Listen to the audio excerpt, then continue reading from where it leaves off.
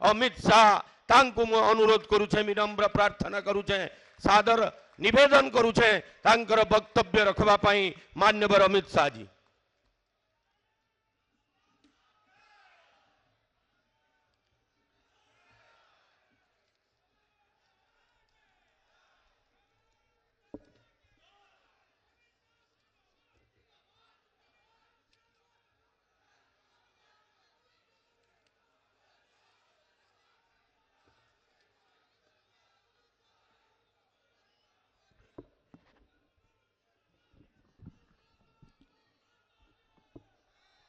मेरे साथ बोलिए, भारत माता की। क्यों भाई, कोस्टल उड़ीसा वाले ऐसे बोलेंगे क्या? सरकार बदलनी है या नहीं बदलनी है? भाजपा सरकार बनानी है या नहीं बनानी है? तो दोनों हाथ उठाइए, महाप्रभु जगन्नाथ तक आवाज पहुंचे, ऐसे प्रचंड आवाज से बोलना है।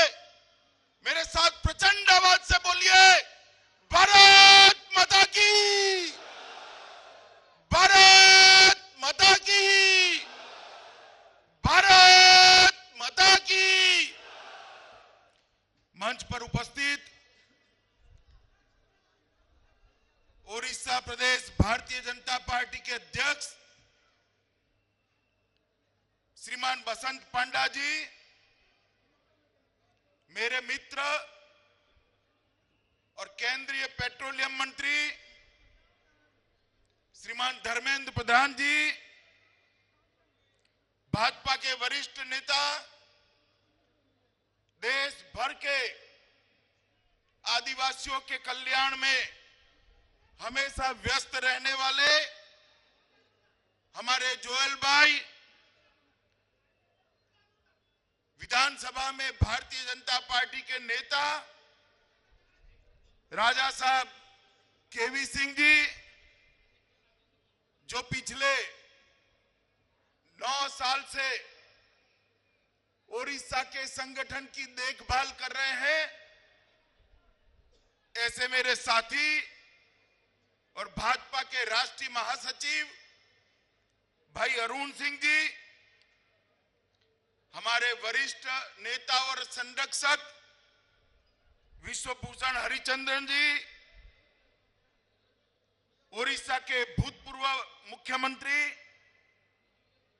और ट्राइबल नेता श्री गिरधर गोमांग जी, भाजपा के राष्ट्रीय सचिव श्री सुरेश पुजारी जी, श्री मानस कुमार जी, श्री अमिताभ चक्रवर्ती जी, मंच पर उपस्थित भारतीय जनता पार्टी के पदाधिकारीगण और आज मिशन ओडिशा के मुहिम में शामिल 4 लोकसभा की 28 विधानसभा के 7,000 से ज्यादा बूथ के आए हुए प्यारे कार्यकर्ता भाइयों और बहनों,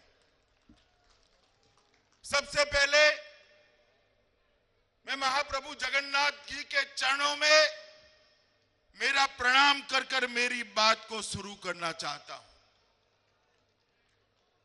न केवल ओडिशा, पूरा देश महाप्रभु जी के आशीर्वाद से आज मोदी जी के नेतृत्व में विश्व में आगे बढ़ने का काम कर रहा है। मित्रों, भी आने से पहले मैं उत्कल गौरव मधु बाबू के घर पर उनको पुष्पांजलि कर कर आया। उत्कल गौरव मधु बाबू 19 के शताब्दी में भी, गुलामी के कालखंड में भी ओडिया भाषा के लिए, उत्कल प्रदेश के लिए पूरा जीवन लड़ते रहे।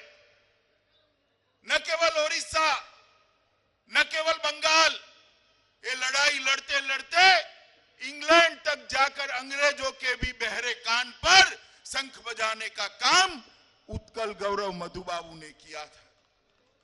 आज हम सब भाजपा के कार्यकर्ता एक संकल्प लेकर जाए कि उत्कल गौरव मधु बाबू की कल्पना के ओडिशा की रचना करने का, एक नए ओडिशा की रचना करने का संकल्प कर जाए और एक संकल्प साथ में ये भी कर जाए कि अगली बार जब विधानसभा का चुनाव हो, ओडिया भाषा बोलने वाला मुख्यमंत्री ओडिशा की जनता को मिल जाए। यह भी संकल्प कर जाना। ओडिशा के गौरव को, ओडिया संस्कृति को, उत्कल गौरव को आसमान तक छुआने के लिए भारतीय जनता पार्टी के अलावा कोई पार्टी ये काम नहीं कर सकती मित्रों, केवल और केवल भारतीय जनता पार्टी कर सकती है।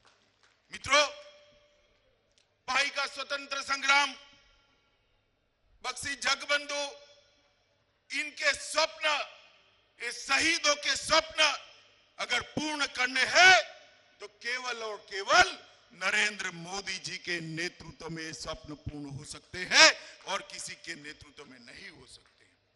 मित्रों, ये भारतीय जनता पार्टी, हम हमेशा मानते हैं कि सब पार्टियों में हमारी पार्टी अलग प्रकार की पार्टी। कई बातें हैं जो हमारी पार्टी को सभी पार्टियों से अलग करती है, मगर इसकी मुख्य बात है ये पार्टी कार्यकर्ताओं की पार्टी है, पार्टी नेताओं की पार्टी नहीं है। पार्टी जब चुनाव के मैदान में जाती है, पार्टी जब संगठन का विस्तार करने के लिए जाती है, पार्टी जब विचारधारा का विस्तार करने के लिए जाती है, तब नेताओं के आधार पर नहीं जाती। मेरी पार्टी का मालिक मेरे बूथ का अध्यक्ष और शक्ति केंद्र का अध्यक्ष होता है। और जितने भी विश्लेषण हुए भारतीय जनता पार्टी के विजय के, ये सारे विश्लेषण बताते हैं कि भारतीय जनता पार्टी की जीत का अगर कोई मुख्य बात है तो वो भारतीय जनता पार्टी का कार्यकर्ता है। अभी हमारे भाई धर्मेंद्र जी संकोच से बोलते थे कि केंद्र में सरकार बनानी। मैं यहां स्पष्टता से कहने आया हूं, केंद्र की तो सरकार बनानी ही नहीं है, मगर भुवनेश्वर के अंदर भी सरकार भारतीय जनता पार्टी, भारतीय जनता पार्टी का हर कार्यकर्ता आज यहां से संकल्प लेकर जाए कि मोदी जी के नेतृत्व में इस बार जो केंद्र में सरकार बनेगी, वो सरकार महान उत्कल प्रदेश के आशीर्वाद से बनेगी, महान उत्कल प्रदेश के सहयोग से बनेगी। मित्रों, भारतीय जनता पार्टी की सरकार केंद्र में बनी, 5 साल समाप्त होने को आए हैं। मैं कहना चाहता हूं कि भारतीय जनता पार्टी की सरकार गरीबों की सरकार है, आदिवासी और दलितों की सरकार है। 5 साल के अंदर 70 साल तक देश पर कई दलों ने शासन किया।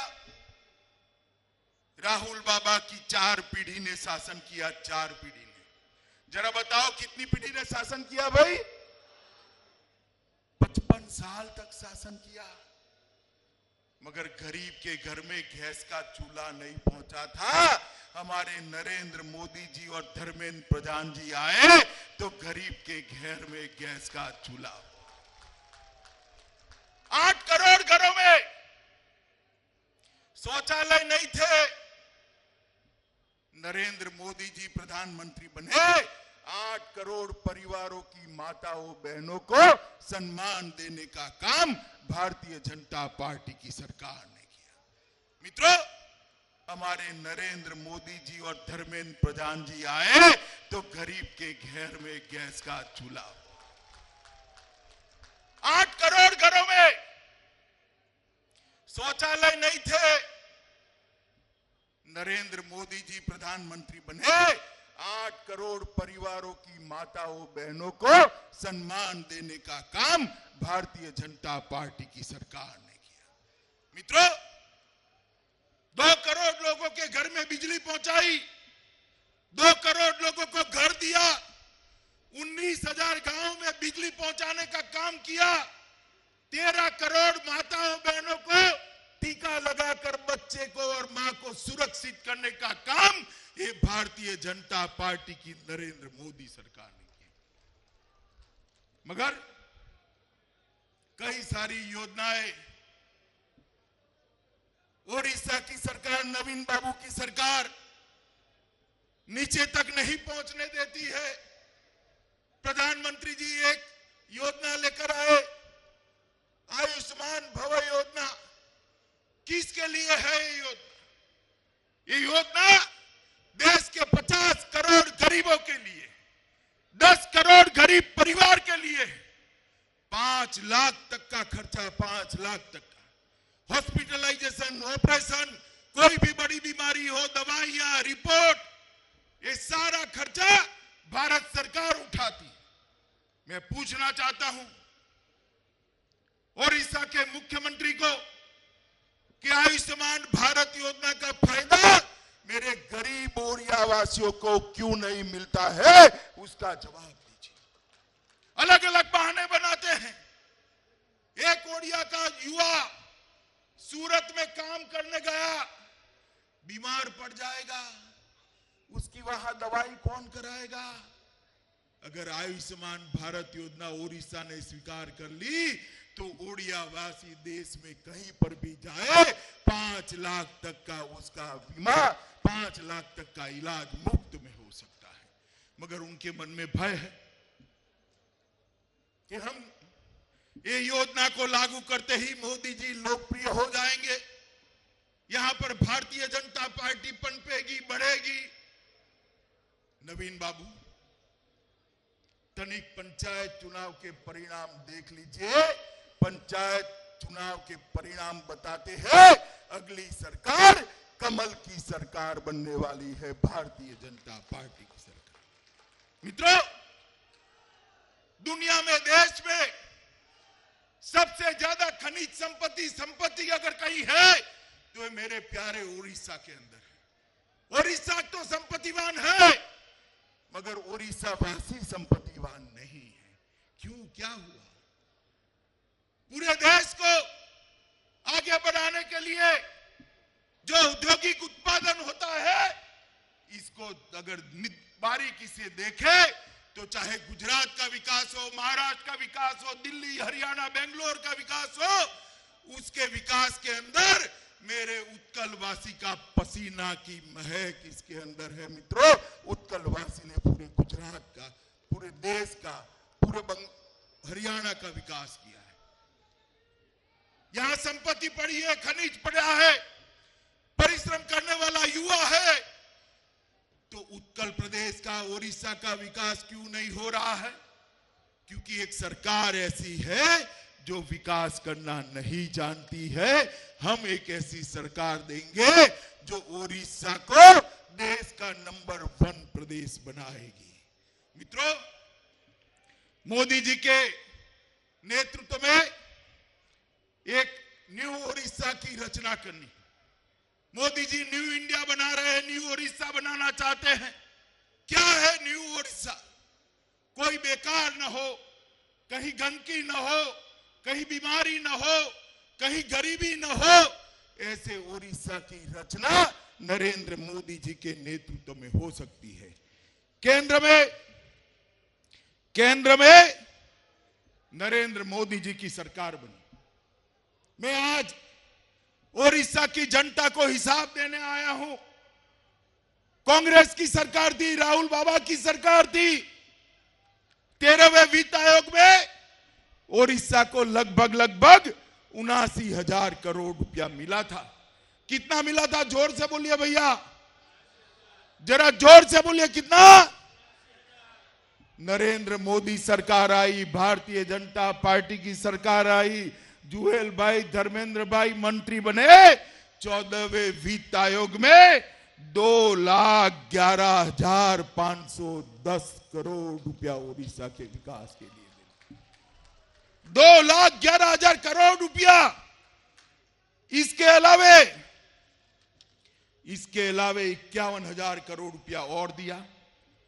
20,000 रुपया रेलवे के लिए, जल मार्ग के लिए 2,000, ग्राम ज्योति योजना 1,700 करोड़, 3 ब्लॉक की पारदर्शी नीलामी से 14,000 करोड़, 3 नए मेडिकल कॉलेज 1,600 करोड़, पुराने मेडिकल कॉलेज को बढ़ोतरी 400 करोड़, अमृत योजना 1,900 करोड़, भगवान जगन्नाथ के शहर पूरी शहर को हृदय और प्रसाद के 70 करोड़ रुपया, Paradip smart industrial port city 3,300 crore, ऐसे 51,000 करोड़ रुपया दिया।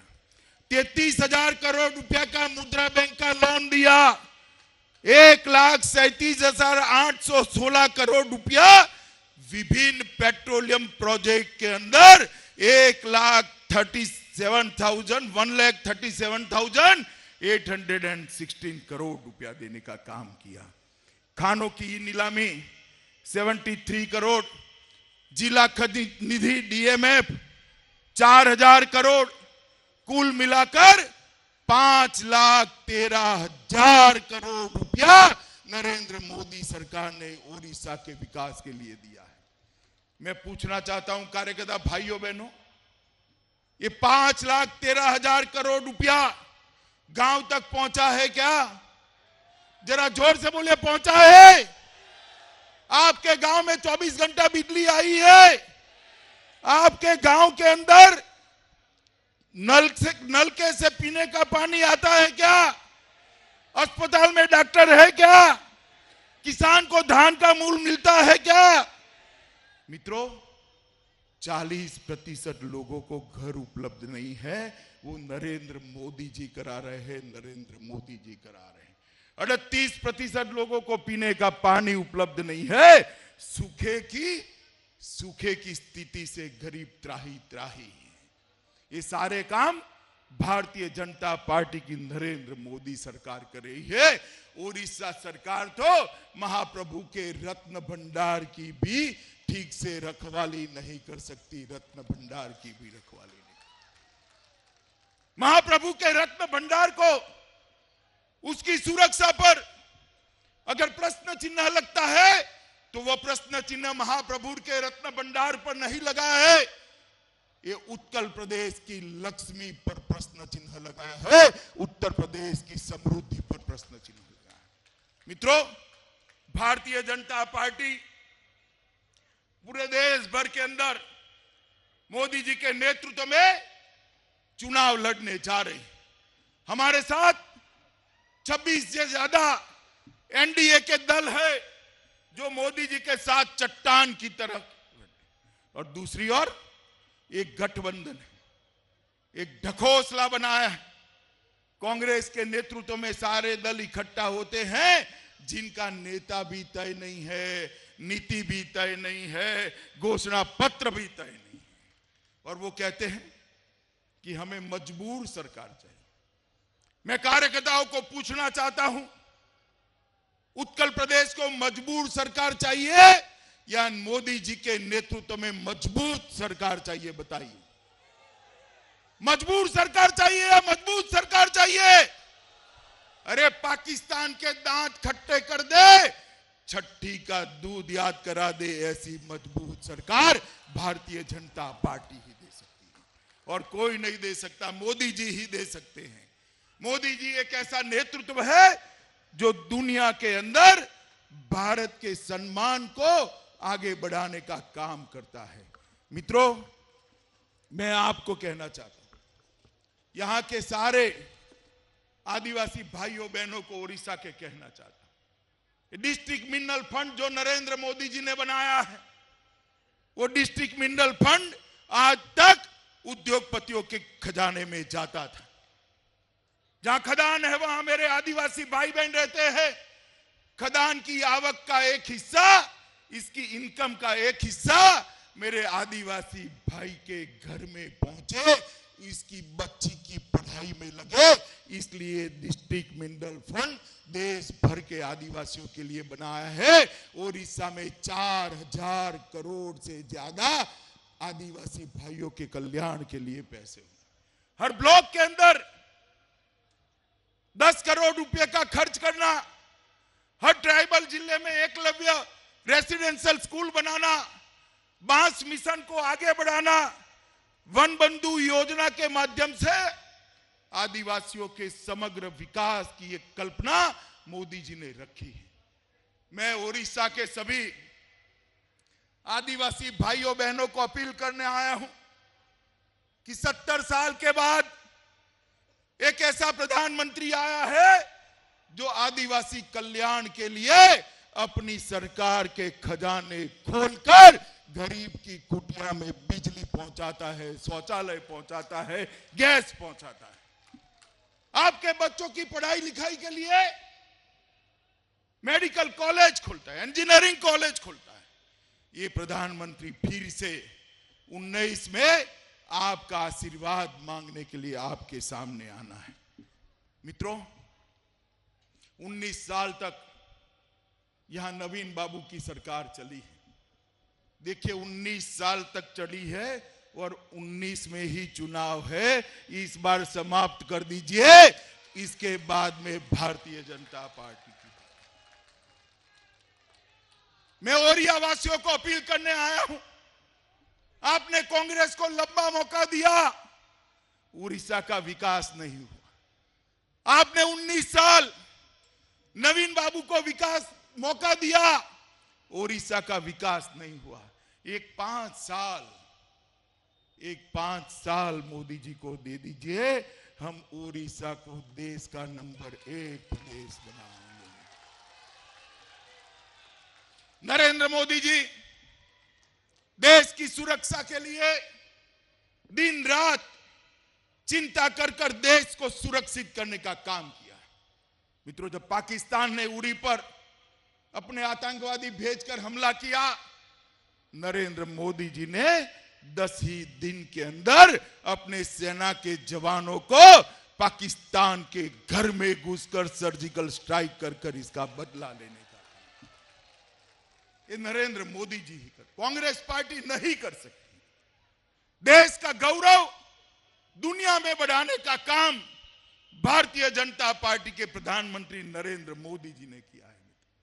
जब नरेंद्र मोदी जी यूएन के पटल पर, यूएन की जनरल असेंबली में भारतीय भाषा में भाषण करते हैं, हर भारत के नागरिक का सीना गज गज फूल जाता है अपनी भाषाओं का सम्मान देकर।